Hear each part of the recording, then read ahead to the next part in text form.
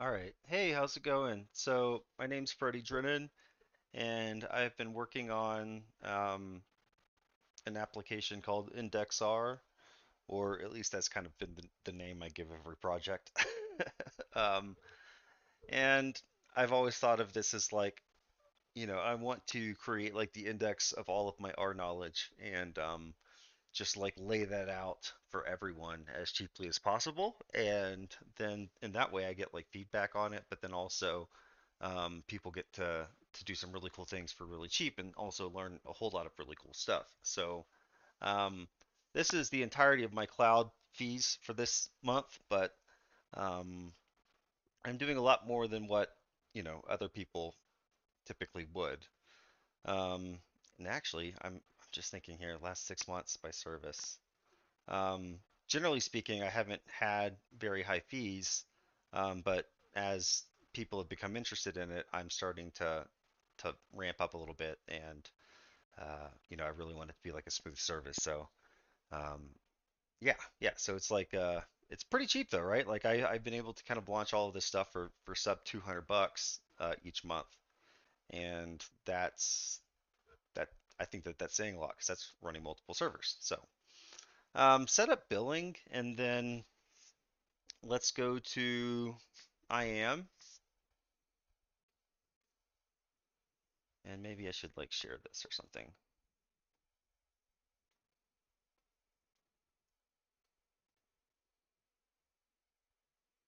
Oh, it's like Inception. This is gonna get really cool in a minute. All right, here we go.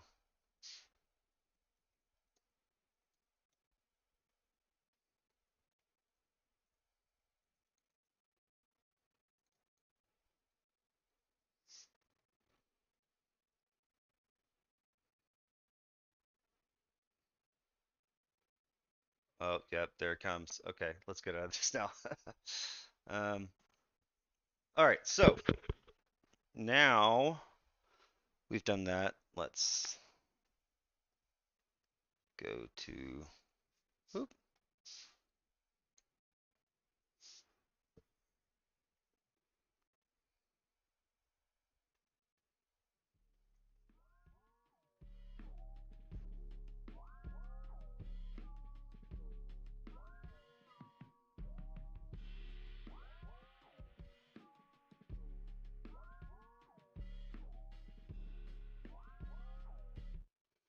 All right, so if you log in, once you log in, what you're gonna notice is that like there's this learn section, right? And this is the section that I'm currently working on. And that's just because like every time I started writing documentation, I'm like, well, I'm gonna change something else and change something else. So I've really just felt like in order for this to be something cool and exciting and fun to use, the first thing that I should do is just make sure that the software works and that it does what it says it's going to do, or at least it does what I think it should, right? Um, so so that's kind of been working on the back end, but then once that all of that's done, it's like, how do I organize all of that knowledge and how do I teach people how to use it? And that's kind of where I'm at with this. But what I want to say is that this documentation is, I'm going to call it a living document, and also, um, you know, there's going to be a lot of changes, and there's a lot more to it that I haven't documented. So, if you scroll through here, it's going to help you get to about setting up or learning about Nginx and Docker Compose, right? But I haven't really dug into what this does or how this works. But each server, right? Each server that you launch, I actually used the IndexR service to start rxedn.com, and we'll do that here in a second. Um, but this is the server that you, or at least this is what it looks like, right? As far as like the networking goes. Um, so you go into AWS, you create an account, you create a user.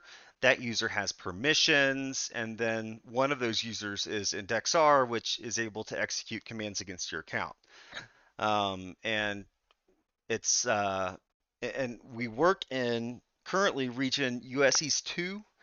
That's going to be updated soon to where you can have a variable region to work in, and then potentially, like move things across regions, and that would be nice. But um, losing track of my thoughts. Yeah, so you create a user, and then what happens is okay, so let's just kind of step through this. Okay, so first let's just step through this. Let's do it. And I've got right over here, right? So the first thing that we want to do is create a user, and so really all we have to do is come into the AWS console, and you know, you can literally just step through, right? Each of these boxes is a, like a physical step you should take in the, pathway or in the journey of launching applications on ndexr.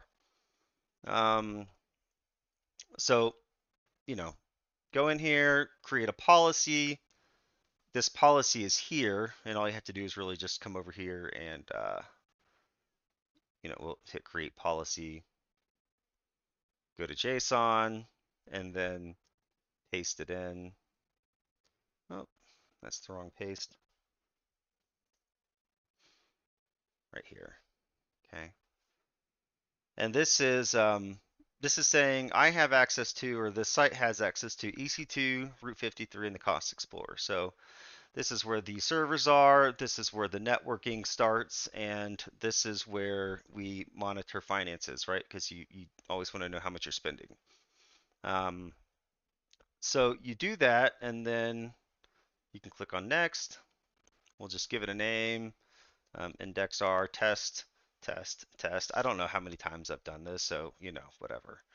But give it a name, and then click on create policy, and then we're going to create a user, and I need to clear out some of these users here, but um, we're going to give, let's just call it the same thing, next, and then attach policies, and we're going to search for the policy we just created, and then click on next. And so this is like, we get into the AWS console and we create a user which has specific permissions that we can revoke, right?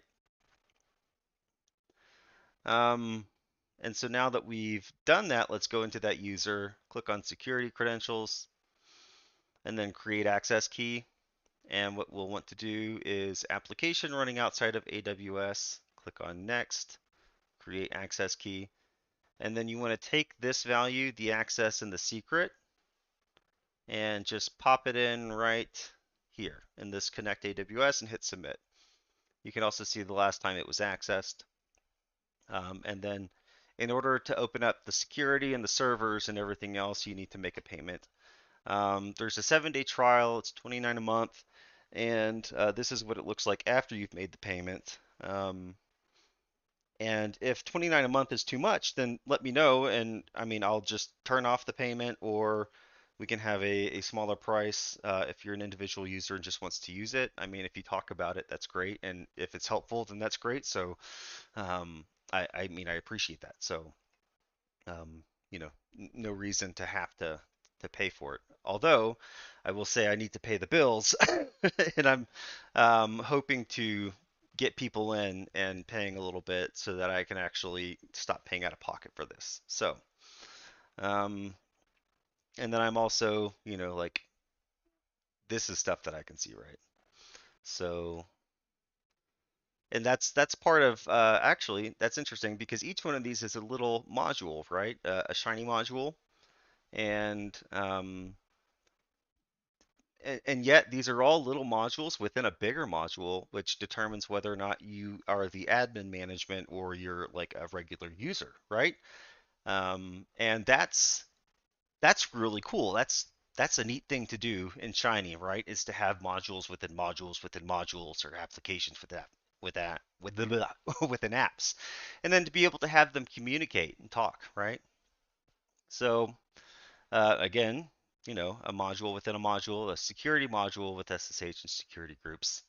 And what we'll do here is just create a key. So I'm just going to keep the same name through everything, and I'm just going to delete it all. But this could be, like a dev SSH key, and then this could be, a dev security group, and then you could have a prod or whatever, right? But right now we just need an SSH key and a security group. So we'll hit create for both, and then we have those. And so then once we get into servers, we'll actually be able to, let me see here.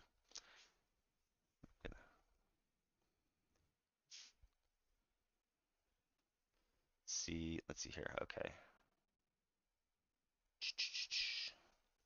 Just seeing if anyone's talking to me at the moment.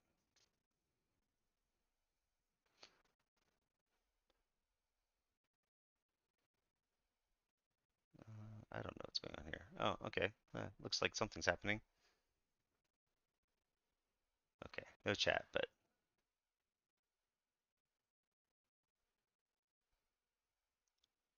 okay. So yeah, so let's use these, and let's just hit start server. So we've got a server starting. It's got 4 cores and 8 gigs of RAM, but we could choose other servers.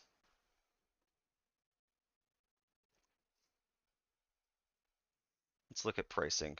AWS EC2 pricing. So EC2 is billed, I mean, to the second, I believe. And so I mean, if you have a server run for 15 seconds and you pay for it for 15 seconds, here's the one that we just started, the C6A extra large. And let's go look at, EC2 pricing. Getting distracted here. Let's go to on demand. Let's C6A.x large. So this one's 15 cents an hour. But if you're doing like just a regular Shiny app, like a small Shiny app, a T2 medium is going to do pretty well. And so at 4 cents an hour, 0.04 times 24 times 60 times 24. Wait, 60 times 30. How do I do math? Hold on. How many hours are in a month? Don't ask me to do math. 730. So 730 times 0.04. 30 bucks a month. That's why people fail interviews. So 30 bucks a month is not a lot, right? Actually, if we go to Shiny Apps IO, let's see here. Let's make a comparison for fun. Scalable. Pricing. Okay, so for $350 a month, you have this concept of active hours, which doesn't exist on the other end, where they're not idle. Well, you can have these ours, yeah. Um, did it say there could be an overcharge? Oh, and they can do overcharges. Well, that's nice. Authentication, I'll show you how to do that. Account sharing. Well, I mean, you could do that too. Performance boost. Okay, so up to 8 gigs of RAM, right? So 8 gigs of RAM, what's the equivalent on AWS? So yeah, let's go back to the pricing. Still on demand. So let's do the T2s again. T2 dot large, T2 extra large. So what's 0.18 times 720? What was it? How many hours? 730. 730 times 0.14. So $102. Um, let's do 30. Okay, let's do T2X large. 2X large 0.37. Wait, I don't. Yeah, 0.312. So we're not even at the $300 yet, but we've already got 32 gigs of RAM and 8 cores available to us exclusively for as long as we want. For the entire month. That's completely running, right? So actually, so let's see here. So you can do a T2 2X large running constantly. Um, Pay the $29 a month. You're still at 300. You go to Google because once you have your domain, oh, that's email support. Sorry. Okay. That doesn't give you a business email, but what I'm saying is you could actually get Google Workspace behind your domain since you would be able to provision one quickly, and have your own email address, right? Get your own Google Workspace as your my name at my.com.io or whatever, right? Um, so already less than the professional, right? But if you are Um, but if you're just a regular user and you just want to use that T2 medium or whatever, that was $30, so it's like $60, but you get all of this stuff, right? So it's really just how much compute you want to pay for. Um, that's absurd. Okay, so let's get into it then. Um, so we've gone through, right? You create your user and IAM, and you throw this in here. You pay 29 bucks. You create these two things. And then we've just started a server, so let's go check it out. Oh, here's the other thing you got to do, right? To actually get your domain. Go into Route 53, um, AWS Management Console, Route 53, and ndexr will hook this up for you. Here, let's see here. Just go to register domain. You might not need positconnect.com. Check. Um, Unfortunately, it's not available because I've purchased it. But what you can see here is that you might not want Posit Connect. Oh, that's good. You might not need Posit Connects. Okay, I like the you might not want. Um, you might not want it. 13 bucks a month, right? Yeah, so you can just hit select and then buy it, and then it's going to pop into your account. Because what the service is doing is it's kind of hooking things up for you, right? And I can, once you've completed a step, import it. Okay, so let's set up HTTPS. So you've got your domain. Um, let's build well, we were just there, so let's do this one and hit connect. And it's going to hook up the domain to that server so that we can do stuff with it. And really, like, we can we can do this as many times as we want for as many servers as we want. We could just start throwing in subdomains behind a particular um, domain, but like right here, right, you could change out the subdomain. But that's going to run for a sec. I'm actually a little bit curious or wondering why it's taking a moment. Oh, yep, there it goes.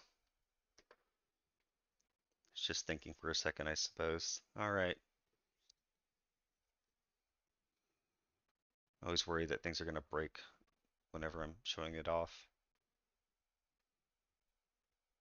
I mean, it's a lot, right? Like for one developer to be able to do something like this, like I think it's pretty impressive in the technology itself and that you can actually do this. And the other thing is that like I've always like kind of started these RM production courses, but then I was like, but how do I even prove that I'm good at this? And I just thought, well, if I build the thing that I'm going to teach you how to use to build things, then that probably proves it. um, so we can refresh, and now we've got our site. I'm going to make this panel prettier because it's kind of gross. We've got information on it, right? This is the IP address. This IP address isn't going to change whenever we restart the server. Um, you can modify or manage the server. So like if we go to, let's see, let's getting inside. Let's actually go to the site, right? So now we've got the Shiny app set up in the back end. And we can get to it. And just for fun, I'm gonna do a few more of these because why not? And show you some other fun stuff. But for now, yeah, those other servers are starting, and we've got this one that we're gonna play with.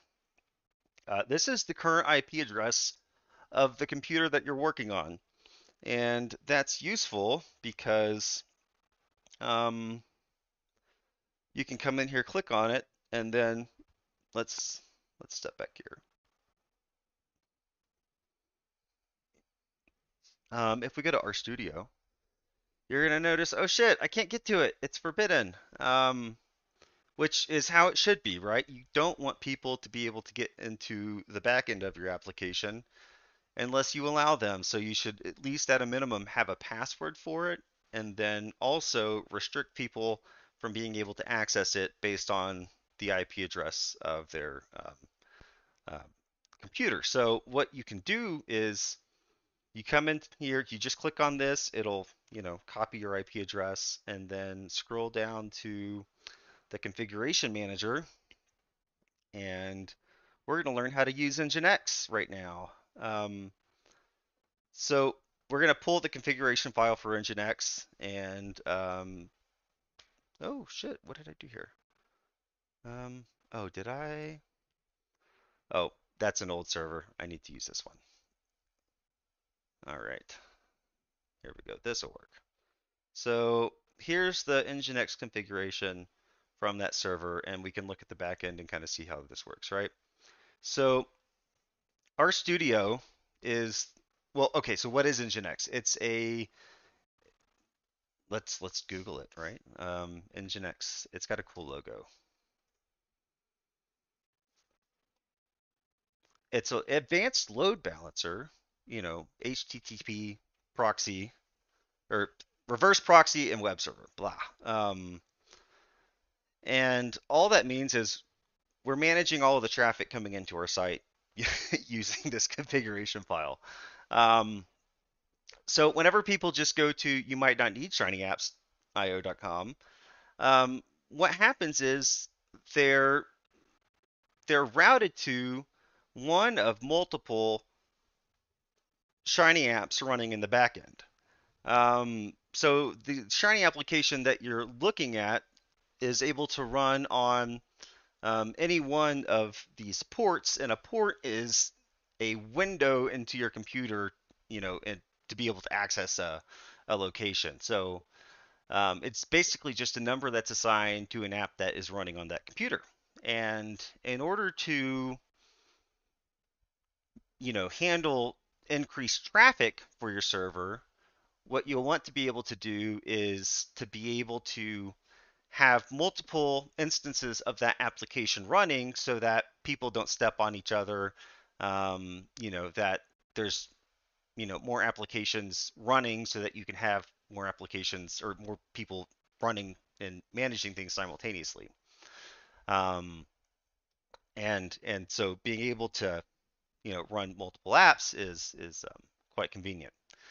And this is what you would call a load balancer, right? So we're balancing the load between multiple applications. And you could also take this and instead of localhost, this could be another server that you start up. And it could be, so you could have one Nginx configuration that manages traffic and sends traffic to other servers that Nginx is running on, that then directs people to an application running within that one server. So You can scale multiple apps on a server, and then you could actually, and we'll set this up to where we have multiple servers running multiple apps. So that's here.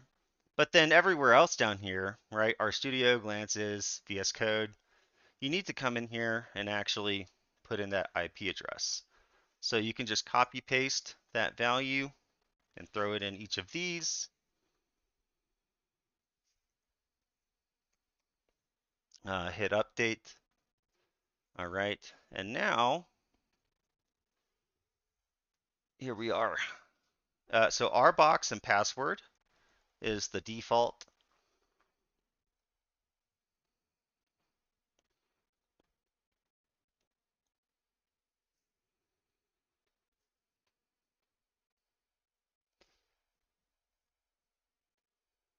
And we could also come in here and check out the Docker configuration. So let's do an update. Oh shit, that's a bug. Well, that won't work, but what I shouldn't be doing is, here we go. Yeah, hold on, I need to restart this. Might have a bug in there. Okay.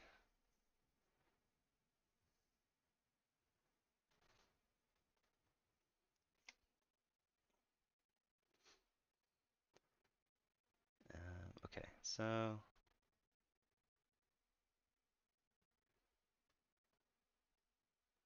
yeah, I just did that. Okay, so that was dumb. Um, I'm gonna do something else here. Okay, I'm gonna grab a configuration file because obviously it's a bug if you can take the Nginx configuration and replace a Docker configuration, right? So what I'm gonna do here is pull this one, and I'm just gonna replace it. Copy. So now let's go back over here.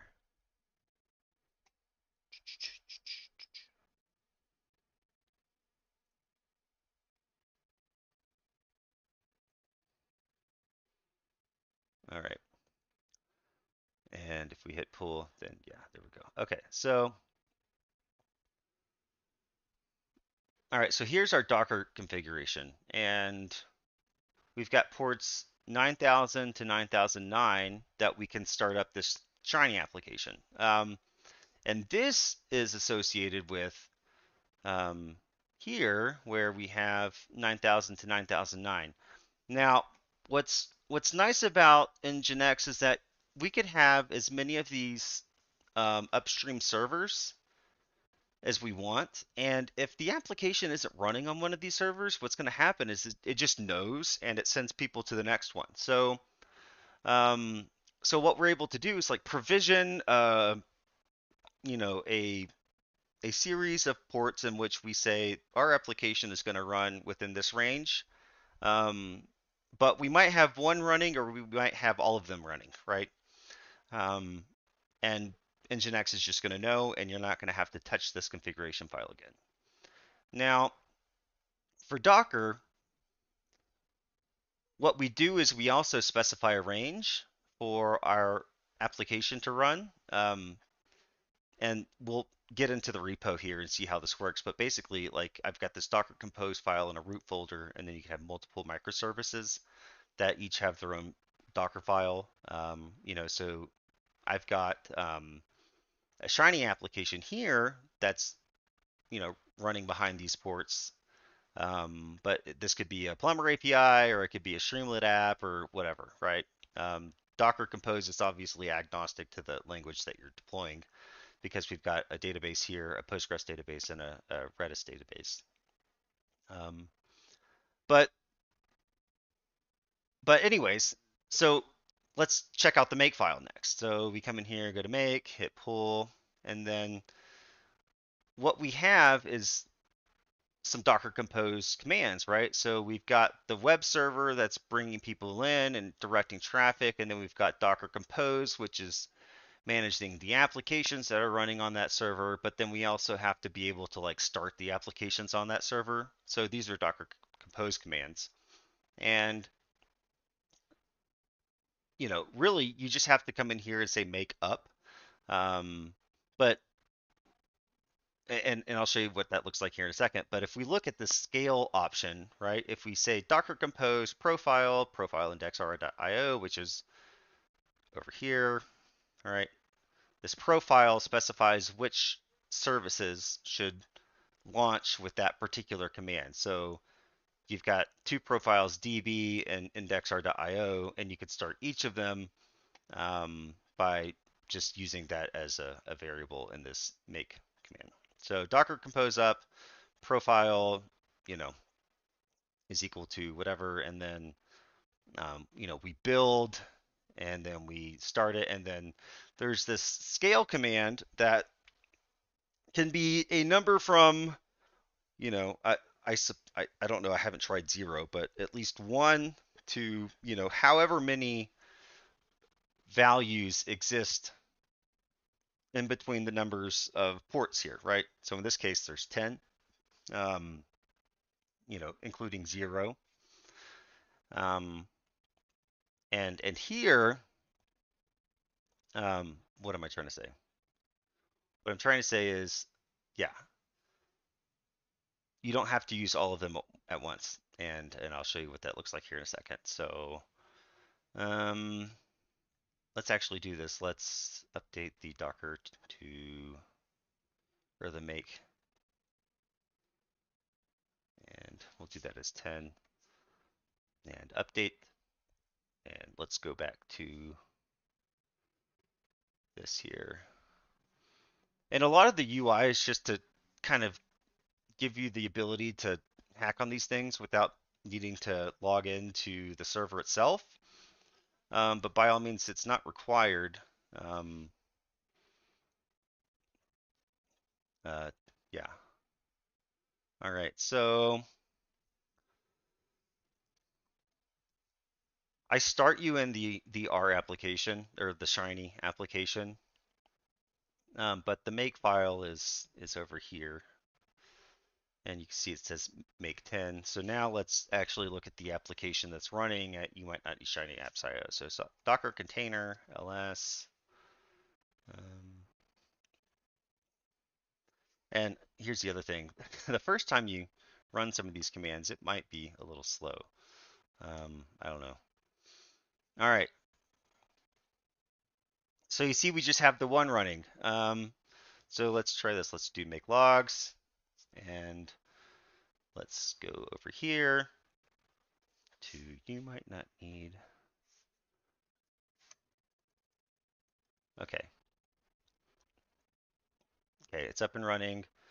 And I don't even know. Yeah, it's probably not even going to show me logs because I'm not even really doing anything on that app.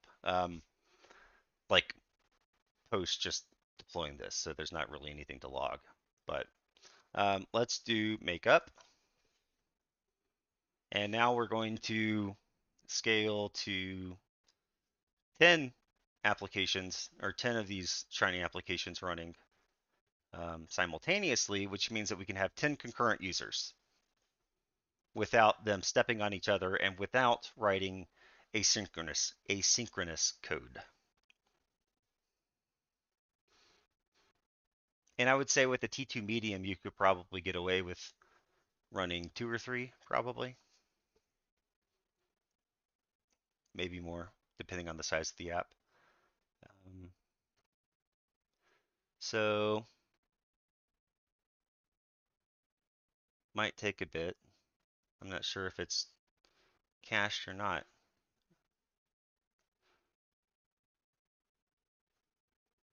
Okay, so this is going to take a moment because it's going to rebuild the container. Um, and actually, this is going to take quite a bit of time for the first time around. I think if I update the server, I can prevent it from needing to rerun. Like this does cache, right? So once you've actually built the container for the first time, unless you update anything, it's not going to need to rerun everything, and I can show you what that means. So what we're doing is building a Shiny application in this console folder. And if we go to this app.r, this is actually the file that starts it for development work. And let's see, let's go to the Docker file. So this is the Docker file that's set up for this particular Shiny app. And the assumption is you would come in here and just start using this as like where you start to build your Shiny app, right? Because what I, and this is how I work is I want everything that I would be setting up for my particular application to be ready like immediately behind my domain.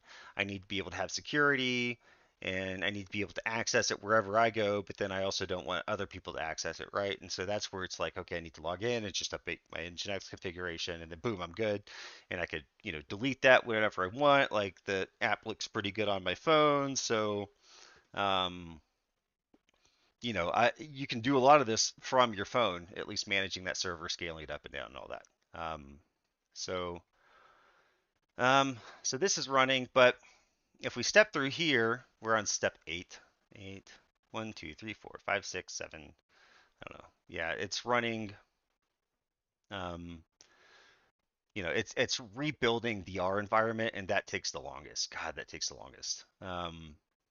And so long as you're not updating the rn-block, this rn-block file, which if you add packages the first time around, you're going to, and that's just inevitable. But once you've like kind of stabilized and you're not adding more packages, then every time you update your code, it doesn't have to rebuild the environment. It just rebuilds or updates the code itself. Because if you look over here, we rebuild the environment before we actually read in all of the application data, and that's super useful because if you read in all the application data and then rebuilt your environment, which would be you know, I think what most people would do initially, at least that just makes sense, right? You put all the code in there and then you build it. Um, in this instance, that would mean every time you want to re-update your site, it's going to take 45 minutes, 45 minutes to do so, right? Whereas it could take 3 seconds. And that's the beauty of caching once this is done for the first time. And you're not adding new packages. So this is the Docker file that's currently rebuilding that ultimately gets run by that Docker compose file. And let's come back and look at it again because there's more to it. Okay. So if you look here, um, so the service name is called ndexr.io, but really could be default Shiny app or something. And these are the arguments that I'm using. But if you notice, here's the command to actually start the app, this app source. So what this means is that within the container, um, the application exists within this source folder. And so let's see if we can reverse engineer this. So what is inside of app source? And if we come back here, um, the working directory of the application is app. So anything that we copy in here is coming from, or is going to be in this app folder.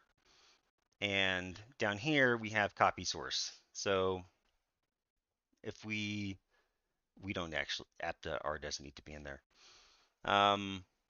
So that means that the code starts in the source folder, and this is relative to the Docker file itself. So if we go into, if we see here that the context of the Docker file is services console, then you know that if we come in here to the Docker file, if we hit source, then source must be in here, and it is. And here's our server.r and our UI.r. And it's actually super basic. So whenever I'm thinking about Shiny applications, um, what what many people have realized, and I think what is really cool is that the concept of modules extends to the concept of applications. A um, so what I think you should do, and what I suggest is literally everything is a module. You start with building a module everywhere you go. And so here I can swap out, like different modules for what I want running on different sites without changing my repository or getting out of my repository. So um, if I come into the R folder and I have this ndexr IO, um, I could, have this as my main site, or I could create another one or whatever. So that at least that's how I do that. I have an ndexr IO and then I have a console IO, and that's, they're all their own files and they're all their own sites. And so um, everything deploys the same way, and I'm just swapping out modules between sites. However, so this is like site level, um, but for a specific app, these would be your specific apps. And here's my ndexr IO app that is currently building over here. Um, okay, so what have we got here? It's super basic. But what we're going to end up doing is using this as the beginning of our Shiny application. Um, every Shiny application should be its own module, and every module can have submodules, and every module can have shared reactive components between those things, between modules. And so you know, the trick here, or the concept, or at least what I've been trying to build is, um, yeah, you come in here, you set up an account, and you step through and get all of your stuff ready for deploying applications. And then once you've kind of finished those steps, you can, create as many copies of this process over as, you know, many servers or apps or whatever as you need. You come in here, you can set up HTTPS. Let's see, dev dot, and you might not need Shiny SIO, right? So here we're creating a dev. Maybe we're okay with this setup as it is, and we just want to make, four different, servers for, I don't know, four different people or four different environments or four different companies, right? It's something that I think scales to a lot of different applications and concepts and whatever else. God, I'm tired.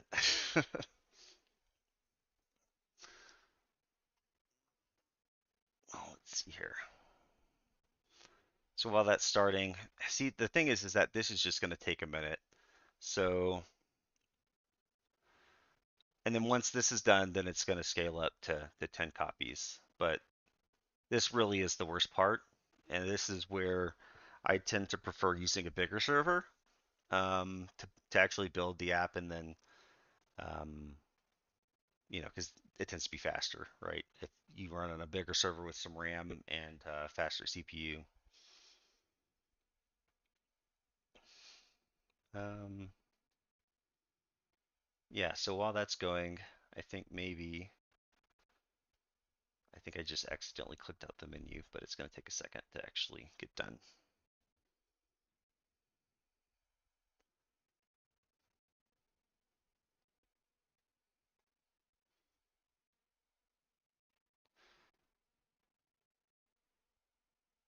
Refresh here. I don't know if this one's running.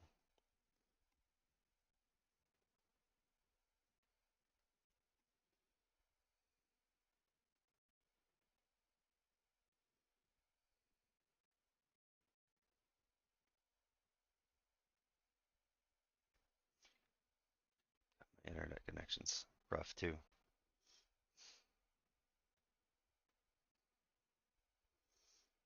see if anyone's watching the stream. I'm recording it as well. Oh, yep, someone's watching. Cool. Okay, so I'm not gonna kill it. All right. Oh, what happened? Okay,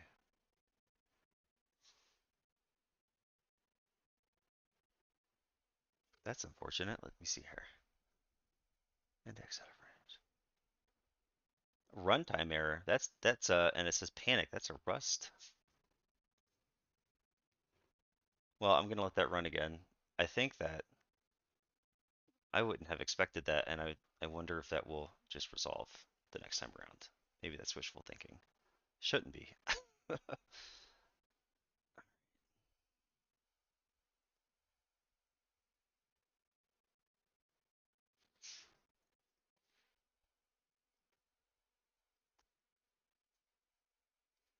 me see if I can get to it on my phone. Well, no, this is running fine. Let's see here. Okay.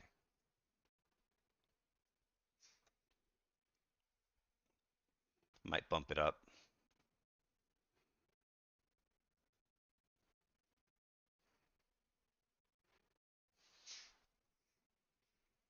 It would be interesting if people were hopping on this, and that's why it's slowing down.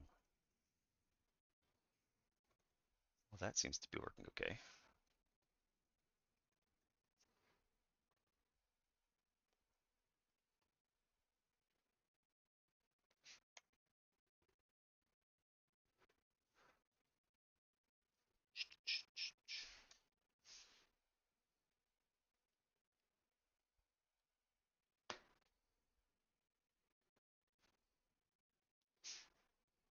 Let's see. So htop will show you what's running, and I mean, we're using stuff, but not a whole lot, right? So might have just been a hiccup in my network. Let's see. This actually runs.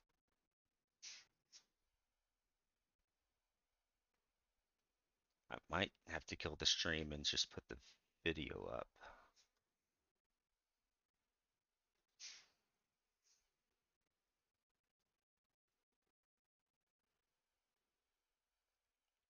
Um, so yeah, so this builds, and then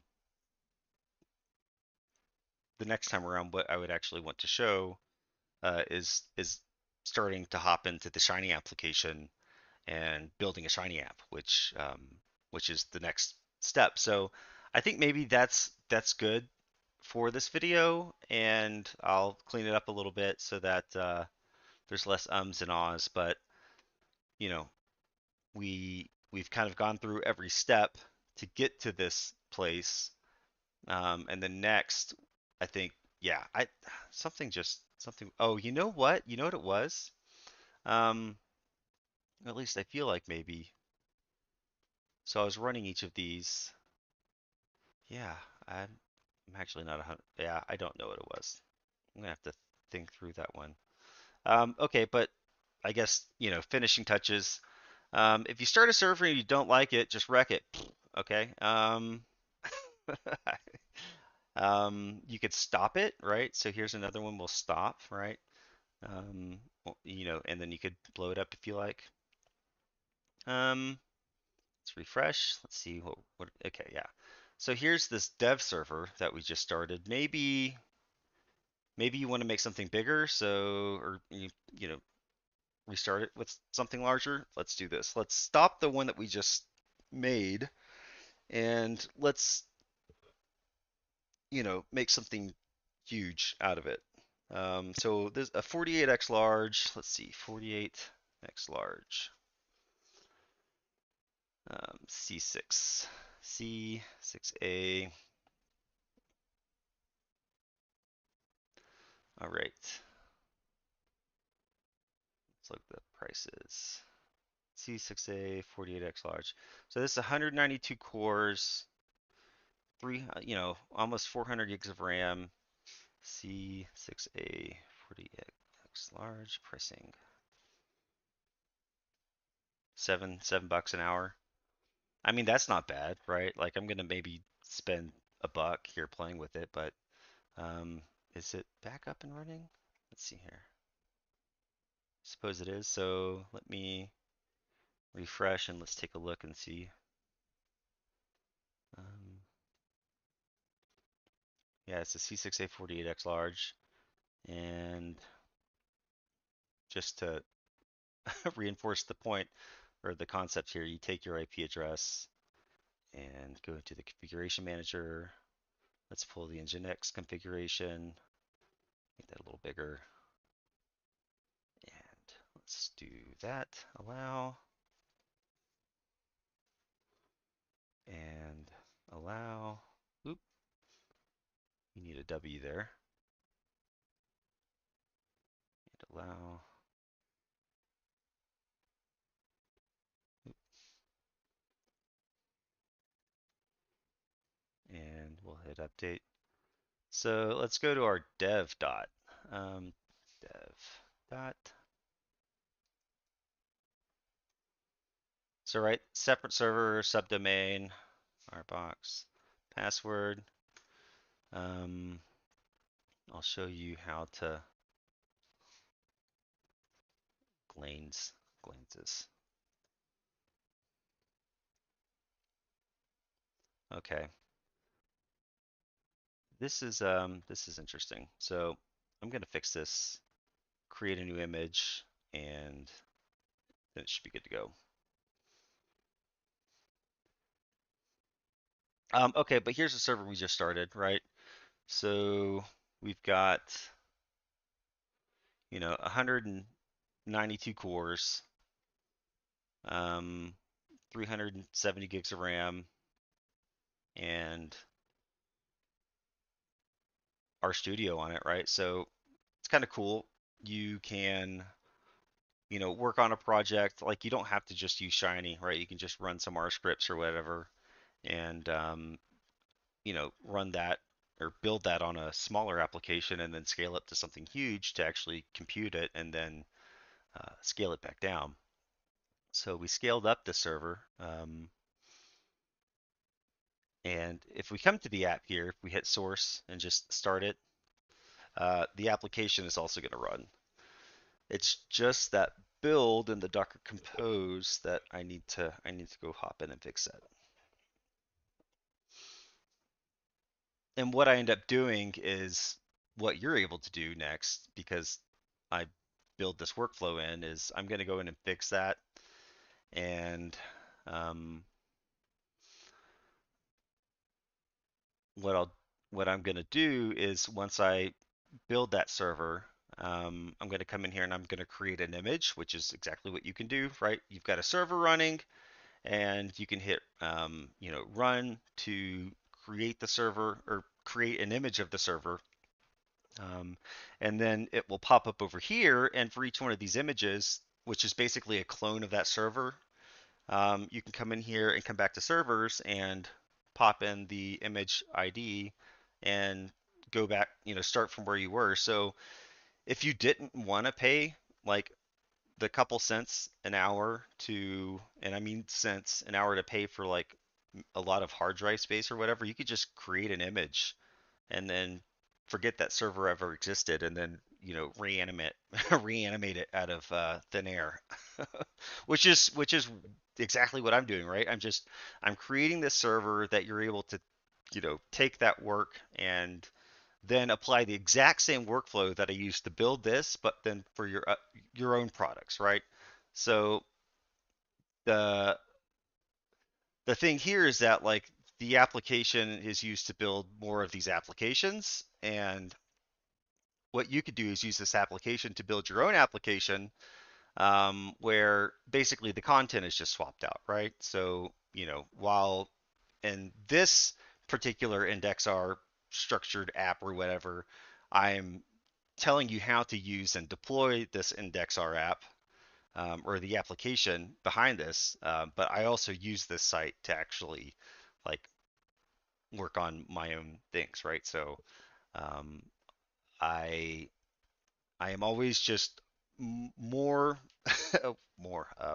I'm just always automating the workflow that I have for myself, and then you benefit from that, which is basically how this works. So yeah. So the next thing, now that all of this has kind of been run through, oh, you could play with Chat GPT on it. So if you wanted to understand that nginx server or whatever, right? You could start here and you could just play with a whole bunch of like commands and then send it to Chat GPT and ask it what the hell does that mean. So, what the hell does this mean? And then you could hit command. So like, let's see here, resource secrets. Oh, that's because I'm in this one. Let's go back here. Yeah, so let's shell command. So here's where the nginx configuration lives. This site's enabled default. Here's where the Docker Compose configuration lives. Here's where the make file lives. And the console app here, this is the app.r is where you start the application. And development, ndexr.io is what you would use to actually start your Shiny app. So indexr.io.r is the geysers of ndexr because Shiny has like the geysers template, right? This indexr.io.r is the template, or the file that you use to create an application, because it's already a module, and then I'm going to show you how to take modules and go really deep with them and connect them. This is like the amount of disk space or whatever, but yeah, let's go back to the first thing that we were going to do and ask it what the hell does that do. So what the hell does this do? And then send a command. And so what we're going to say is, yeah, and this is going to be appended to it if you do this attach response. So we'll query, and then the command sudo cat, right? It says, kind of explains it. And maybe we could say something like, we don't want to attach the code, but then we want to say, um, you know, what explain load balancing um, given the file provided. And I don't know, hit query and then get something back.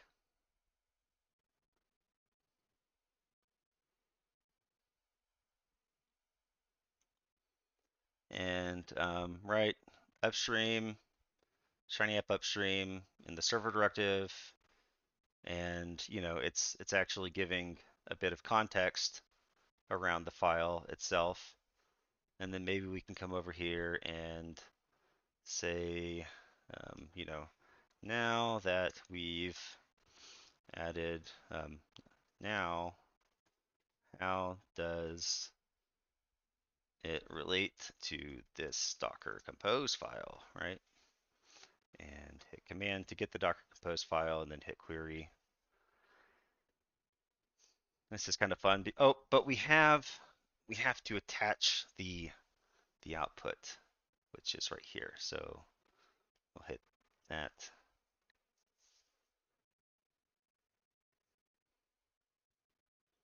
I'm just kind of playing at this point, but so pulls this start policy, blah. Map supports 9000 to 9009 on the host, port 8000 in the container. This starts the app, Redis, volumes. I wonder if it's not chaining everything. I don't know. Oh,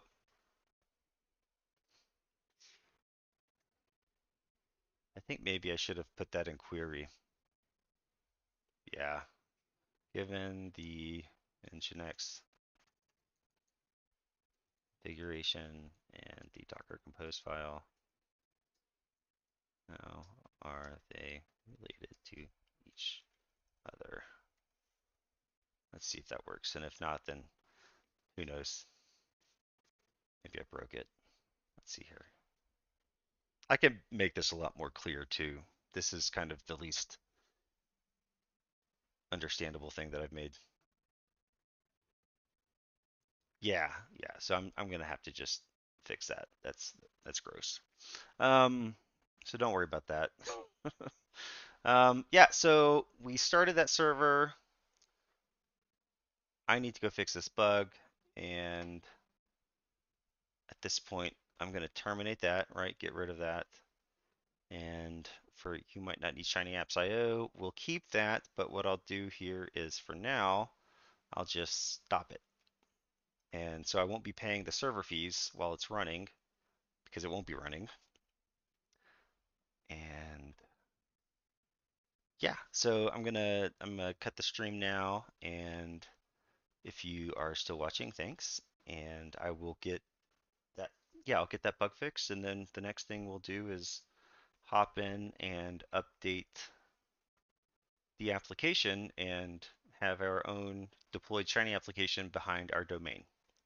So thanks for watching.